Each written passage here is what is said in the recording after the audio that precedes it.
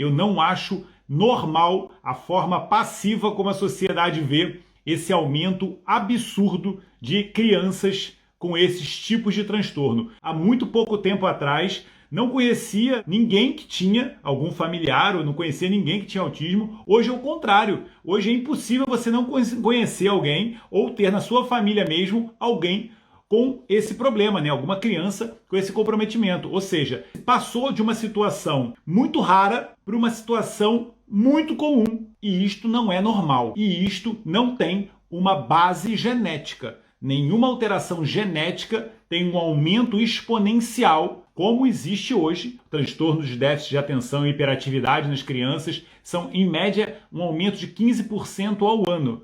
Mais ou menos na década de 60, 70, né, você tinha uma incidência de 1 para cada 10, 15 mil crianças com o aparecimento desses transtornos.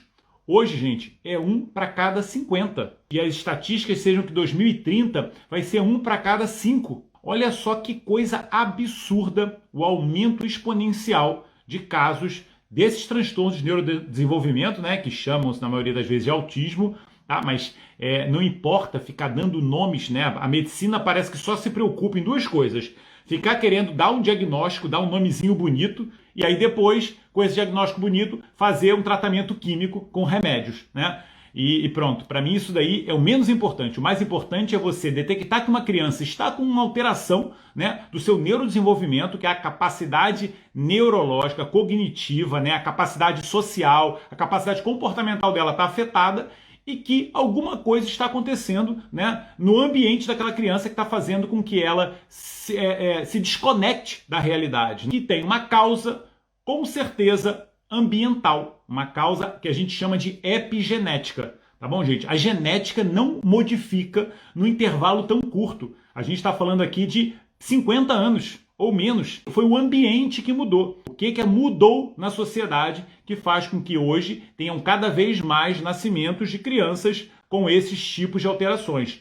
O autismo não é uma doença genética. O autismo é uma doença epigenética. Menos de 2% dos casos tem algum fundo genético. O que eu quero dizer com isso? Ela tem uma predisposição. Naquela criança, a corrente arrebenta no elo que é o cérebro. É mais ou menos assim. Todos nós temos elos mais fracos da nossa corrente. Tem pessoas que, vivendo no ambiente que a gente vive hoje, têm problemas de fígado. Tem pessoas que, vivendo no ambiente que a gente vive hoje, como eu, têm problemas do intestino. Tem pessoas que, vivendo no ambiente que a gente vive hoje, têm problemas do coração. As pessoas que desenvolvem esses transtornos neurocognitivos, elas são pessoas que têm uma predisposição a ter os problemas no cérebro. Então, quando você junta um ambiente inóspito junto com uma pessoa com a predisposição, você gera uma doença, nesse caso, esses transtornos de déficit de atenção e autismo e etc.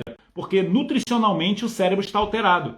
Porque assim, gente, de todas as alterações epigenéticas que hoje acometem a criança e a mãe no processo de concepção, porque a gente tem que lembrar uma coisa, né?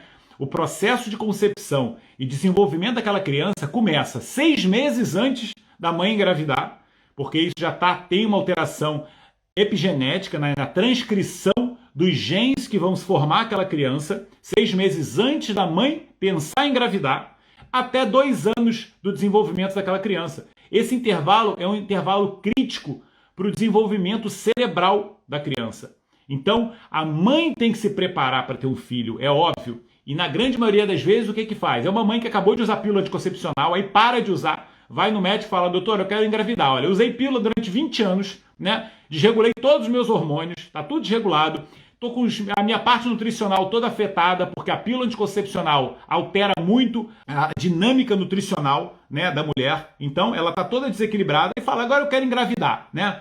Aí a mãe vai lá e resolve engravidar, muitas vezes não consegue, porque hoje o grau de infertilidade é altíssimo, e quando consegue, tem grande risco de ter uma criança que tenha problemas. Se a predisposição genética for cerebral, vai ter problemas de déficit de atenção.